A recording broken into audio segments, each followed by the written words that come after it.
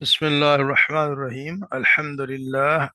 لله رب العالمين الصلاة والسلام على رسوله الكريم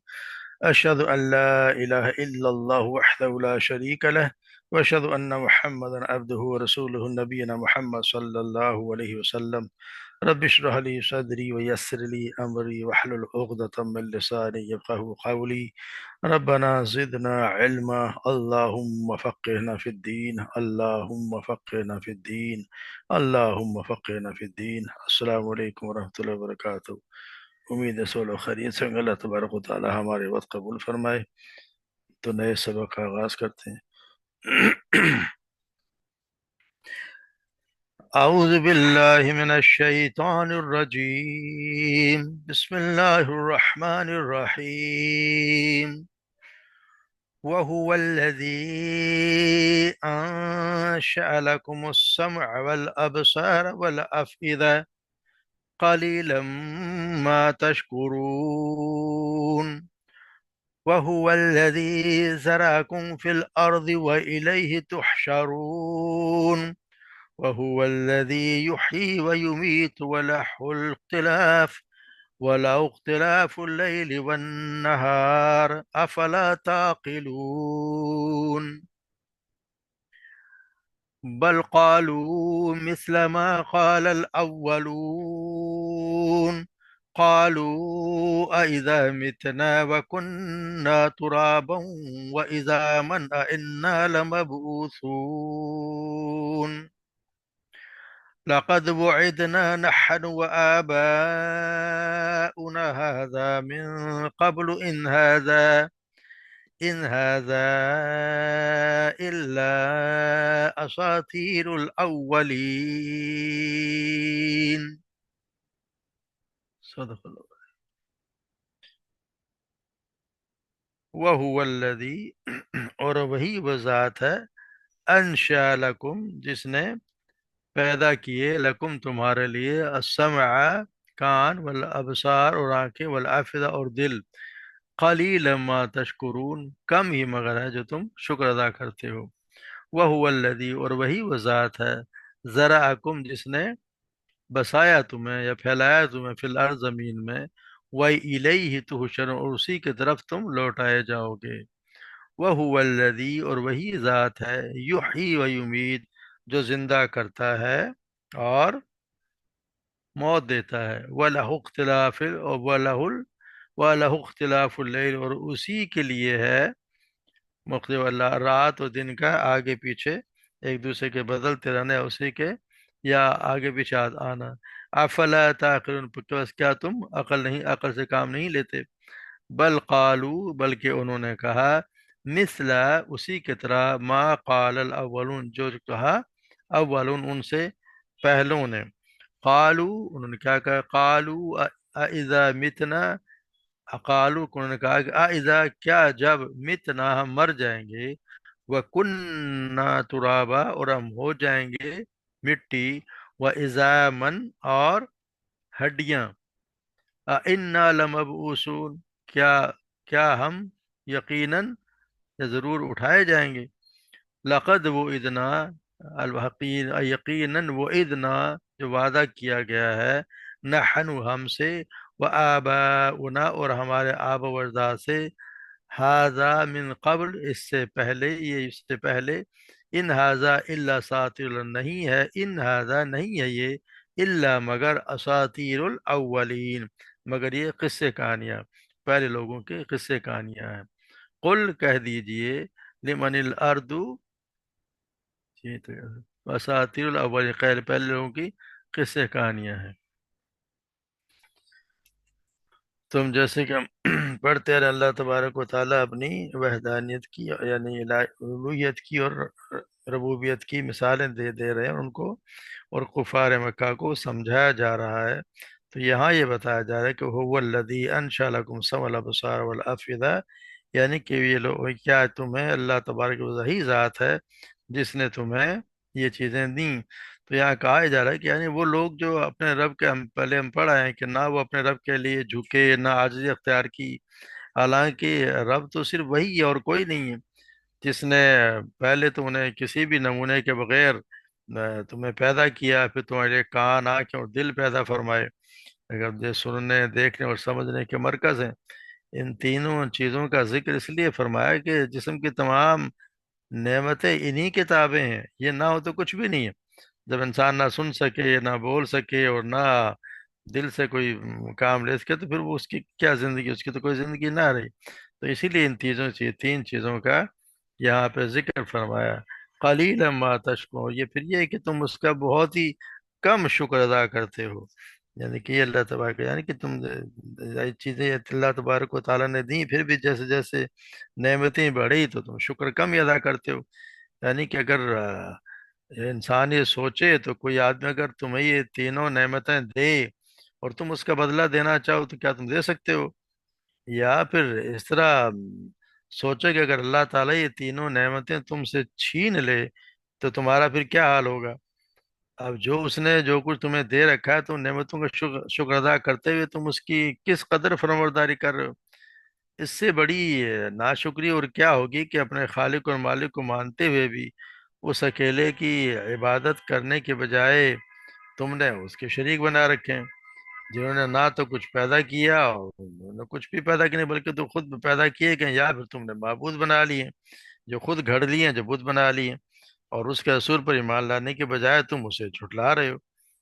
تو ان کی جو ناشکری ہے، حالت تو یہ ہے کہ اولا تو یہ چاہتا ہے کہ یہ جو اللہ تبارک و تعالیٰ نے نعمتیں دی ہیں تو ان کے ذریعے سے صحیح راستے کی طرف رہنمائی حاصل کریں، ورنہ اس کے ذریعے سے جسمانی اور مادی خواہشات تو دوسرے حیوانات بھی، جانور بھی اس سے تو پوری کر رہے ہیں۔ تو تمہارا حق تو یہ ہے کہ کائنات میں جو توحید کے جو دلائل پائے جاتے ہیں، ان کے ذریعے سے ان دلائل کو اپنی آنکھوں سے دیکھیں، کانوں سے سنیں، اور پھر دل سے سمجھیں، اور اللہ تبارک و تعالیٰ کی توحید پر، یعنی کہ اسے ایک مان کے اسے دل و جان سے اس پہ ایمان لانا چاہیے۔ مگر یہاں حال یہ کہ قلیل ما تشکرون، یعنی کہ معنی کہ یہ قلیل بس عربی میں کہتے ہیں کہ جیسے کچھ بھی نہ ہونے کے معنی میں بھی استعمال ہوتے ہیں، یعنی کہ اس نے نہ شکر نہیں، بلکہ کہتے ہیں کہ کچھ بھی شکر ادا کیا ہی نہیں، یعنی کہ بہت کم کرنے والے سے مراد یہ کہ یہ کوئی کچھ اس نے شکر ادا کیا ہی نہیں۔ تو یہاں یہ فرمایا جا رہا ہے کہ اتنی چیزیں اللہ تبارک و تعالیٰ نے تمہیں یہ نعمتیں عطا کی، پر تم ایسے ہو کہ تم اس کا شکر ادا کرتے ہی نہیں ہو۔ پھر دوسری دلیل یہ دی کہ اللہ تبارک و تعالیٰ هو الذی ذرأکم فی الارض والیہ تحشرون، اور وہی ہے جس نے تمہیں زمین میں پھیلایا اور اسی کی طرف تم اکٹھے کیے جاؤ گے۔ یعنی اللہ تبارک و تعالیٰ ہی ہے جس نے تمہیں زمین میں پھیلا دیا ہے، یعنی کہ یہ عظیم اللہ تبارک و مخلوق کو پیدا کر کے وسیع زمین میں پھیلا دیا۔ اب قیامت کے دن وہ بکھرے ہوں کو سمیٹ کے اپنے پاس جمع کر لے گا، اب بھی اسی نے پیدا کیا، پھر بھی وہی جلائے گا، کوئی چھوٹا بڑا آگے پیچھے کوئی نہیں بچے گا۔ تو وہی ہے جو بوسیدہ اور کھوکھلی ہڈیوں کو زندہ کرنے والا اور لوگوں کو مار ڈالنے والا بھی وہی ہے، وہی ہے جو زندگی دیتا ہے، وہی ہے جو موت دیتا ہے۔ تو یہ تو سب کچھ اسی کے اختیار میں ہے۔ وہ الذی یحیی و یمیت، یعنی کہ اکٹھا کرنے کے بعد ذکر اللہ تبارک و تعالیٰ ساری کائنات کو اپنی مرضی کے مطابق چلانے کا جو ذکر فرما دیا، بس ان کاموں کا ذکر فرمایا جو اس کی ایک دوسرے کی ضد ہیں، ایسے کام جو ایک دوسرے کی ضد ہیں، تاکہ مرنے کے بعد دوبارہ زندگی کے دلیل بھی بن سکیں۔ چنانچہ اس طرح فرمایا کہ وہی زندگی بخشتا اور موت دیتا ہے، یعنی ایک طرف زندگی ہے دوسری طرف موت ہے، اور رات اور دن کا بدلنا بھی اسی کے قبضے میں ہے، یعنی ایک طرف رات ہے اندھیری ہے اور دوسرا طرف دن ہے جو روشن ہے، یہ بھی اسی کے قبضے میں ہے۔ تو یہ بھی توحید کی بھی دلیل ہے، اور قیامت کی بھی، کہ موت و حیات اور اندھیرے و اجالے کو یہ کے بعد دیگرے لانے والے کے لیے تمہیں موت کے بعد زندہ کرنا اور تمہیں قیامت کو زندہ کر کے حساب کے لیے سامنے کو لا کھڑا کرنا ہے، اس کے لیے کیا مشکل ہے؟ اس کے لیے تو کوئی بھی مشکل نہیں ہے، وہ تو جب چاہے گا تمہیں کھڑا کر دے گا۔ تو یہ ہے کہ اللہ تبارک و تعالیٰ ہی ہے کہ جس کے اسی کے حکم سے دن چڑھتا ہے، رات آتی ہے، ایک ہی نظام کے مطابق ایک کے بعد ایک آتا جاتا رہتا ہے، نہ سورج چاند سے آگے نکلنے، نہ رات دن سے پہلے آ سکتی ہے۔ کیا اتنی بھی تم میں عقل نہیں کہ اتنے بڑے نشانات دے کر بھی اللہ کو پہچان لو، یا اس کے اور اس کے غلبے اس کے علم کے قائل ہو جاؤ؟ مگر یہ کہ انسان جب نہ سمجھنا چاہے تو پھر وہ ہر چیز دیکھتا بھی ہے مگر اسے سمجھ میں آتی نہیں، وہ اس سے انکار بھی کرتا رہتا ہے۔ تو یہاں بھی حالت یہ ہے کہ وہ ہر چیز دیکھ رہے ہیں، اللہ تبارک و تعالیٰ اتنی آفسروں کے ذریعے اتنے دلائل ان کو دیے جا رہے ہیں، مگر وہ سمجھنے کے تیار نہیں، اسے کہا افلا تعقلون، کیا تم عقل سے کام لیتے ہی نہیں ہو؟ بلکہ کہا کہ بل قالوا مثل ما قال الاولون، بلکہ انہوں نے یہی کہا کہ جس طرح پہلے والے لوگوں نے کہا، کہ جیسے وہ انہوں نے بھی کہا کہ انہوں نے جیسے پہلے بھی یہی کہا تھا، تو یہاں یہی فرمایا تھا کہ اللہ تعالیٰ یہاں پہ مرنے کے بعد زندگی کا انکار صرف قیامت کا انکار نہیں ہے، بلکہ اللہ تعالیٰ کی قدرت اور حکمت کا بھی انکار ہے، اور شرک ہی کا یہ شاخسانہ ہے۔ دو شخص اللہ تعالیٰ کو ایک مانتا ہو، اس کی قدرت اور حکمت پر ایمان بھی رکھتا ہو، تو وہ تو کبھی بھی قیامت کا انکار نہیں کر سکتا۔ مگر ان لوگوں کے پاس ہے ہی کیا سوائے اس کے کہ اپنے آبا و اجداد کی تقلید ہے، اس کے سوا قیامت کا انکار دوسرے غلط عقائد کو اعمال کے لیے کوئی عقلی اور دلیل ان کے پاس ہے ہی نہیں۔ تو کہتے کیا وقالوا اذا متنا وکننا ترابا، کیا ہم ہو جائیں گے مٹی اور ہڈیاں تو کیا ہوگا، پھر ہمیں کوئی اس کے بعد اٹھائے جائیں گے، یعنی کہ جب ہم مر جائیں گے یہی کافی تھا، مگر اس کے بعد ہم یہ مٹی اور ہڈیاں ہو جائیں گے، کہ الفاظ کے ساتھ وہ اپنے خیال میں مرنے کے بعد زندگی کے عقل سے بعید ہونے کی بات بہت دلیل کے ساتھ کر رہے ہیں۔ مقصد یہ ہے کہ آپ صلی اللہ علیہ وسلم کا قیامت کے عقیدے کو نہایت تاکید سے بیان کرنے کا ذکر کرتے ہوئے ان کا اس شدت کے ساتھ انکار کر رہے ہیں کہ واللہ ایسا بھی کبھی ہو سکتا ہے، یا ان کے اس بات کا یقین آ ہی نہیں رہا کہ ایسا بھی ہو سکتا ہے۔ یہ ویسی ہی بات ہے جیسے فرمایا، جیسے لوگوں نے پہلے والوں نے کیا، تو یہ بھی وہی بات کیے جا رہے ہیں، یعنی کہ یہ بھی کبھی ہوا ہے کہ مرنے کے بعد مٹی ہو گئی اور ہڈیاں ہو گئیں اور اس کے بعد دوبارہ پیدا کیے، یہ تو ہمارے سمجھ سے باہر ہے۔ حالانکہ آپ صلی اللہ علیہ وسلم اللہ تبارک و تعالیٰ دوسری جگہ فرماتے ہیں کہ کیا جب ہم بوسیدہ ہو جائیں گے اور اس وقت بھی زندہ کیے جائیں گے، تو اللہ تبارک و فرمایا کہ جب تم ان سے ان انہونی بات سمجھ رہے ہو، وہ تو ایک آواز کے ساتھ ہو جائے گی اور ساری دنیا اپنی قبروں سے نکل کر ایک میدان میں ہمارے سامنے آ جائے گی۔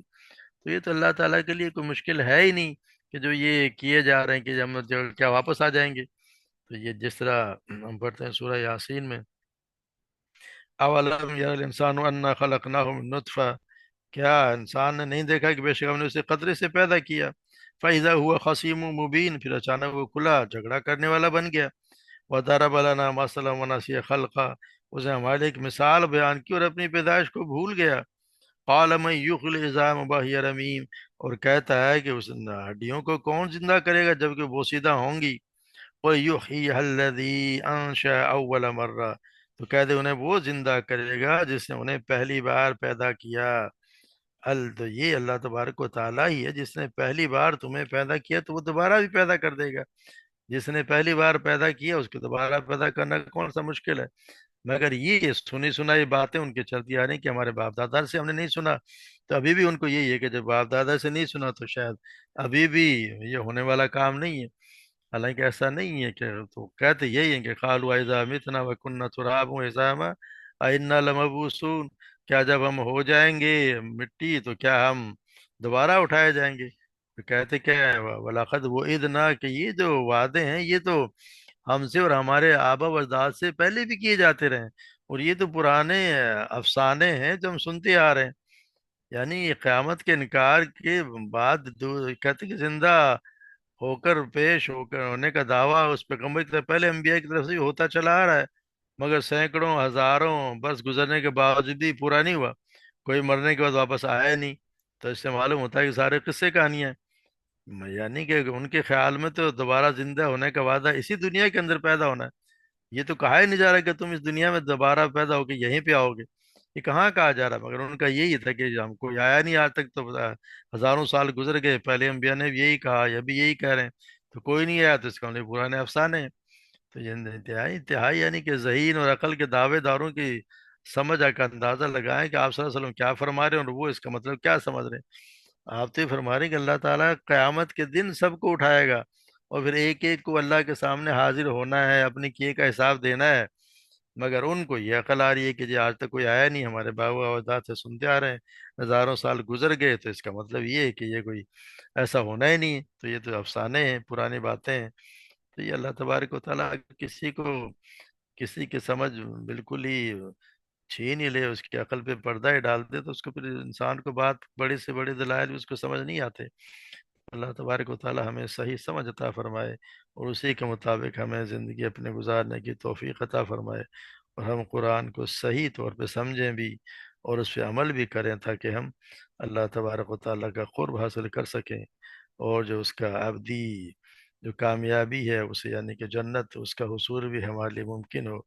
وہ اگر ہمارے اعمال عمل صالح اور اللہ کی رحمت سے ہی ممکن ہے۔ عمل صالح ہیں، اس کے ساتھ اگر اللہ کی رحمت ہوگی تو ہم انشاءاللہ ضرور ضرور کامیاب ہو جائیں گے۔ تو اللہ تبارک و تعالی ہم سب کو کامیاب کرے، اور اللہ تبارک و تعالی ہمیں جہنم سے بچائے، غلط عقائد سے بچائے، اللہ تبارک و ہم سب پہ رحم فرمائے۔ وما علینا الا البلاغ۔